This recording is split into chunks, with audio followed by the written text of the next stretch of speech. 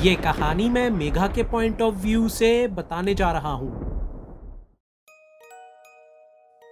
मेरा नाम मेघा है और मैं 21 साल की हूँ।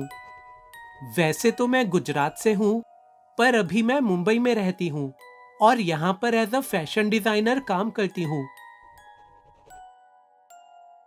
वो क्या कर रही हो गोपी बहू? मैंने इस तुमसे दुनिया में दो साफ चीजें साफ मेरी एक सबसे ज्यादा छोटा सा फेवरेट सवाल हैं। पूछा है और मैं चाहती हूँ पहली कि तुम चीज, उसका मुझे सच ट्रेवल सच करना जवाब बहुत दो। पसंद है और दूसरी चीज, मुझे के पॉप म्यूजिक बहुत पसंद है और के हाँ, पॉप कौन में था? ब्लैक पिंक तो मेरा सबसे मैं थी। ज्यादा फेवरेट म्यूजिक तुम बैंड है। थी। मैं थी, तुम थी, कौन था? मैं ब्लैकपिंक ग्रुप की सारी मेंबर्स को उनके सारे सोशल मीडियाज पर भी फॉलो करती हूँ। जेनी, लीसा, जीसू और रोजे, ये चारों अमेजिंग लड़कियां ब्लैकपिंक की बैंड मेंबर्स हैं और पर्सनली मेरी फेवरेट तो लीसा है और मैं हमेशा उसका डांस कॉपी करने की कोशिश करती हूँ।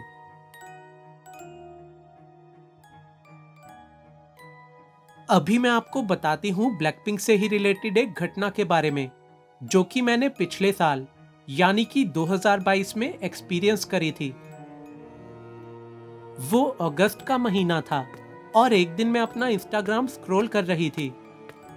मैं लगातार स्क्रॉल कर ही जा रही थी और तभी अचानक मैं ब्लैक पिंक का एक पोस्ट देखकर रुक गई। उस पोस्ट में मैंने देखा कि ब्लैक पिंक ने अपने नेक्स्ट कॉन्सर्ट की डेट अनाउंस करी हुई थी, जो कि 2 महीने बाद यानी कि अक्टूबर 2022 में कोरिया के सियोल शहर में होने वाला था। मैं ये देखकर बहुत ही ज्यादा एक्साइटेड हो गई और मैंने तुरंत ही अपनी बेस्ट फ्रेंड सृष्टि को कॉल लगा दिया। सृष्टि भी मेरी तरह एक ब्लिंक फैन है और उसे अंदाजा भी हो चुका था कि मैंने उसको क्या बताने के लिए फोन किया था। सृष्टि, तूने देखा क्या? हाँ, मैंने देखा। कोरिया में ब्लिंक का कॉन्सर्ट होने वाला है यार। हाँ, तो फिर चले कोरिया। डेफिनेटली यार, इस इवेंट को तो मैं बिल्कुल किसी भी हाल में मिस नहीं करना चाहती।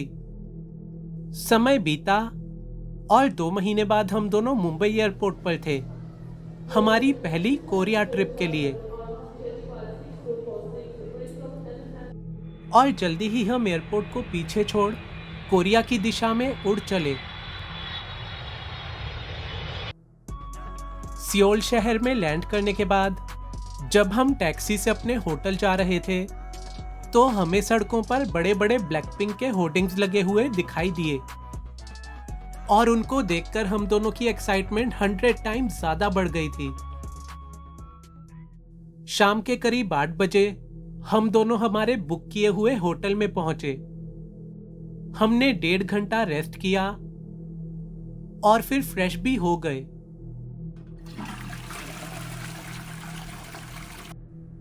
रात के करीब 9:45 बजे का समय था जब सृष्टि ने मुझसे कहा, यार मुझे तो अब बहुत भूख लग रही है, चल ना अब बाहर चलते हैं। पहले किसी अच्छे से रेस्टोरेंट में डिनर करेंगे और उसके बाद सियोल की सड़कों पर घूमेंगे और मजे करेंगे। मैंने भी सृष्टि की बात से एग्री किया और फिर हम दोनों जल्दी ही हमारा रूम लॉक करके बाहर चले गए। सियोल शहर हमारी उम्मीदों से भी कई गुना ज्यादा खूबसूरत था। वहां की नाइट लाइफ बहुत ही अमेजिंग थी और उससे भी ज्यादा अमेजिंग था वो पिज्जा जो कि हमने उस रात डिनर में खाया। डिनर के बाद मैं और सृष्टि सियोल की सड़कों पर घूमने लगे। हम कुछ देर तक एक तालाब के किनारे जाकर भी बैठे और हमने वहां बैठकर बहुत सारी बातें करी। अबे सिगरेट मत पिया कर यार, इससे कैंसर हो सकता है। हाँ यार, बस अब मैं ये बुरी आदत छोड़ने ही वाली हूँ। नहीं, अब तू मुझे अपना लाइटर दे दे, वरना तू इसके बाद एक और सिगरेट पीने लग जाएगी। उसके बाद हमने एक आइसक्रीम पार्लर में जाकर आइसक्रीम खाई और फाइनली 12 बजे हमने वापस अपने होटल में जाने का डिसाइड किया। हमने गूगल मैप्स पर दिखाया हुआ एक शॉर्टकट लिया और अपने होटल जाने के लिए एक अंधेरे में डूबी गली से गुजरने लगे। लेकिन तभी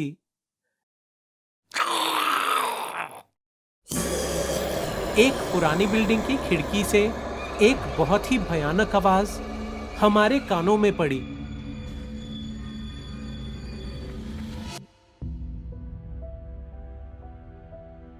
सृष्टि तो उस आवाज से बहुत ही ज्यादा डर गई थी और वो मुझे लगातार बोलती जा रही थी कि अब हमको वहां से चलना चाहिए। लेकिन उस आवाज ने मेरे अंदर की क्यूरियोसिटी को बढ़ा दिया था। जिस खिड़की की तरफ से हमें आवाज आई थी उस खिड़की पर एक जाली लगी हुई थी और अंदर पूरी तरह अंधेरा हुआ पड़ा था। इसीलिए मैंने सोचा कि क्यों ना मोबाइल की फ्लैशलाइट मारकर अंदर देखा जाए। और मैंने जैसे ही फ्लैशलाइट अंदर मारी, हम दोनों की चीख निकल गई और उसी वक्त हमारे सिर पर किसी ने बहुत ही तेज कोई चीज दे मारी और हम दोनों बेहोश हो गए। जब हमारी आंखें खुली तो हम एक अंधेर कमरे में थे। हम दोनों के ही मुंह पर कपड़ा बंधा हुआ था और हमारे हाथ पैर भी बंधे हुए थे। हम दोनों अभी पूरी तरह होश में आए भी नहीं थे कि तभी उस कमरे की लाइट जल गई और हम दोनों ने जो नजारा देखा उसको देखकर हम दोनों डर के मारे कांप उठे। हमारे सामने जो नजारा था उसे देखकर हम जोर जोर से चिल्लाना चाहते थे, लेकिन हमारा मुंह इतनी कसकर बांधा हुआ था कि हम बिल्कुल भी चिल्ला नहीं पा रहे थे। लाश की तरह सड़े गले से दो आदमी हमारे सामने थे। वो दोनों ही एक बड़े से पिंजरे में कैद थे और हमें देखकर वो बहुत ही ज्यादा उत्तेजित होते जा रहे थे। उन्हें देखकर तो ऐसा लग रहा था जैसे कि वो उस पिंजरे को तोड़कर बाहर आ जाएंगे और बाहर आते ही हमें कच्चा चबा जाएंगे। हम दोनों बुरी तरह डर गई थी, लेकिन तभी हमारे पीछे से किसी की आवाज आई, हे हेलो डियर। वो शायद एक कोरियन आदमी ही था और उसे इंग्लिश भी आती थी, लेकिन उसने हमसे जो कुछ भी कहा वो मैं आपको हिंदी में ही बताती हूँ। तुम दोनों लड़कियां खिड़की से ज्यादा ही ताक झाक कर रही थी ना, अब जी भर के देख लो इनको। आज तो इनका नाश्ता पानी हो चुका है, लेकिन कल सुबह तुम दोनों ही इनकी भूख मिटाओगी। और ऐसा कहकर वो आदमी लाइट्स ऑफ करके वहां से चला गया। हे भगवान, ये हम किस मुसीबत में फंस गए हैं, मैंने मन ही मन में सोचा। सृष्टि की आवाज से मुझे पता चल रहा था कि वो रो रही थी। मैं भी उसे चुप कराना चाहती थी, लेकिन मैं उसकी कुछ मदद नहीं कर पा रही थी। सृष्टि की तरह मैं भी घबराई हुई थी, पर मैं अपने दिमाग के घोड़े दौड़ाने लगी। मैंने उसी समय ये भी नोटिस किया कि मेरी जीन्स की पॉकेट में मुझको मेरा मोबाइल फोन नहीं महसूस हो रहा था।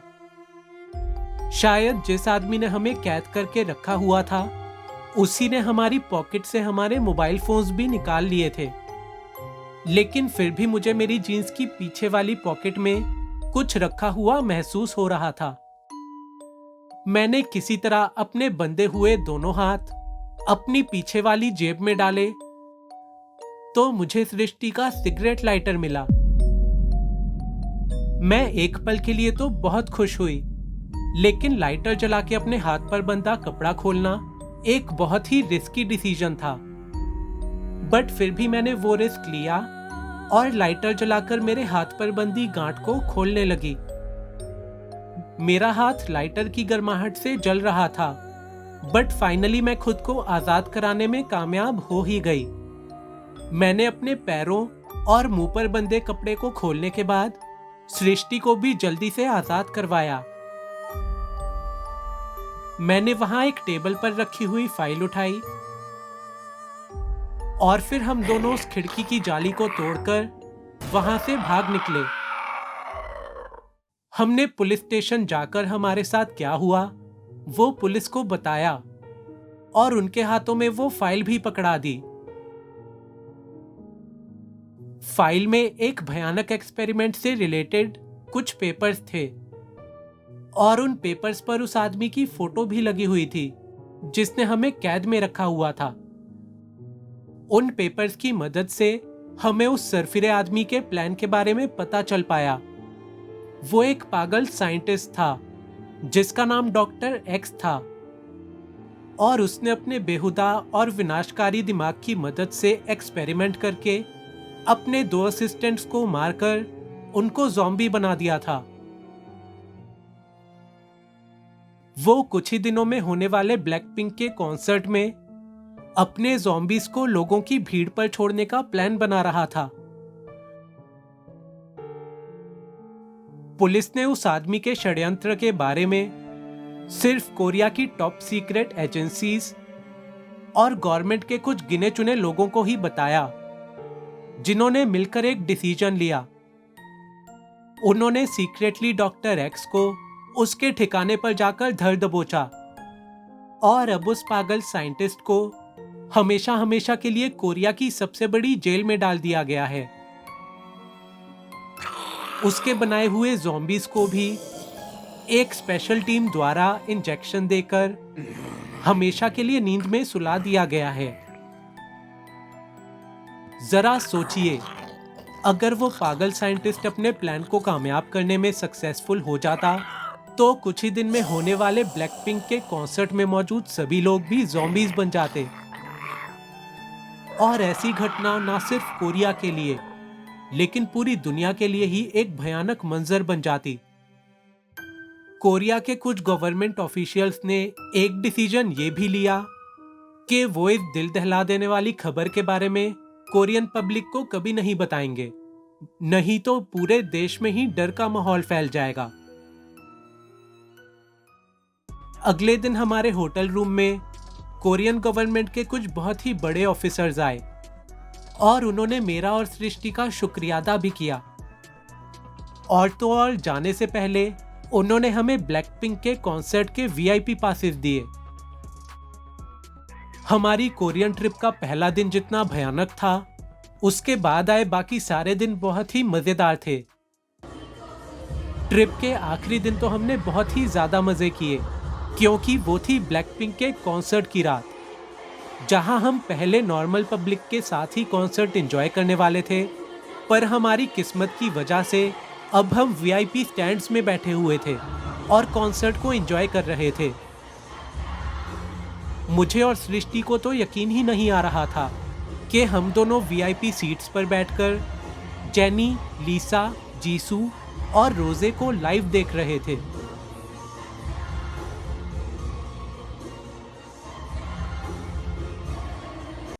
और तो और हमें कॉन्सर्ट खत्म होने के बाद उन चारों से पर्सनली मिलने का और उनके साथ फोटोग्राफ्स खिंचवाने का भी मौका मिला। कोरिया की वो ट्रिप मैं कभी भी भूल नहीं पाऊंगी क्योंकि वो एक ऐसी ट्रिप थी जिसमें मैंने फन, एडवेंचर, थ्रिल और पता नहीं क्या क्या एक्सपीरियंस किया।